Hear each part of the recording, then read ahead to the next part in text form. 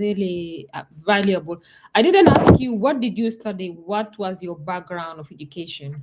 And you still, I know that you Yeah, still. it's a great question. I'm by education. I have a master degree also.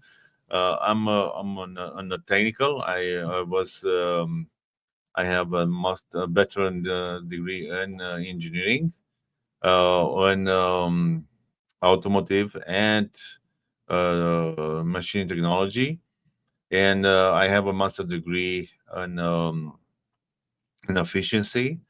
And after that, I was very pleased, and my skills is very good. Interacting with people.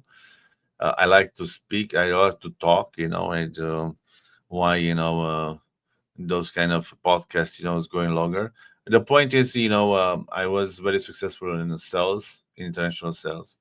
After that, also I was very good on to be how you call um, chief engineer, or to create, like I was in charge 5 years for all engines for Ford between 2000 2005. Also create the first locomotive, and to be the chief engineer for first locomotive in Europe, with for the European Union, called Euro 4000, using technology from United States and also from Europe. Um, Not that, I was in those kind of industry. I was in telecommunication. I was in automotive. I was in locomotive. I was also in IT. But doesn't matter if you have a product and service. The idea is, for me, I was always interested, how to operate, how to create a business from A to Z.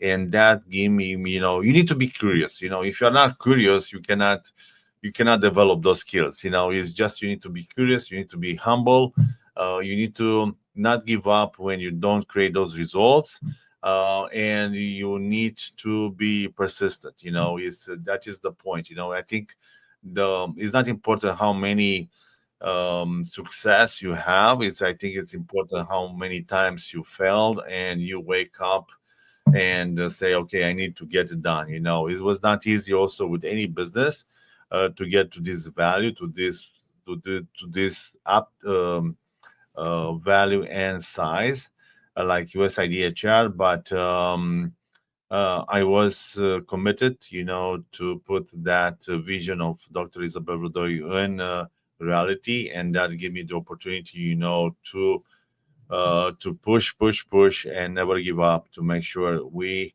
satisfies. We have three things, take responsibility, have integrity, and keep your word. And that I recommend, if you start to be a self-employed, or to be a consultant, to be a business consultant, or you want to be an expert in some field, you don't need to give up. If you give up, it's done. Okay. You need to be curious, you need to be open, you need to learn. You don't need to be stubborn, no. You need to be adapt, because of the new technology, you need to adapt. And also I will create business consulting and how to implement the AI on your consultancy business. I'm working on three apps, one for human resources, one in translations, and one in to give you all the things which require, for a business consultants to have all the steps. Will be done and by the end of January. But stay tuned, because you can find more. But the point I want to make again and repeat, is, be curious, be open, and be humble, and never give up. I think this is the four things which require for you to be successful. And when you get a success, just take a moment and celebrate that, because you need to be acknowledged, and you need to be have that opportunity. Sometimes I'm not doing. I say, okay, it's another success. Let's go. But I learn is better. Is good for take that energy and move forward. To the next level, to get better, to get open, to get creative. And I think which is important. You need to be creative. To be a consulting is not A to Z straightforward. Is sometimes you need to be creative to understand based on the client what they said and the stories what needs to be done in the front to get to the next level. I think that is good, because when you stay curious and you stay humble, and also start to learn from others. It's all the time I ask, what is the lesson learned? What is your lesson learned folder? I was in companies and I asked, where's the lesson learned? They ask me, say, why? It's because I don't want to make the same mistakes. When they hired me, I said, "Where's your lesson learned?"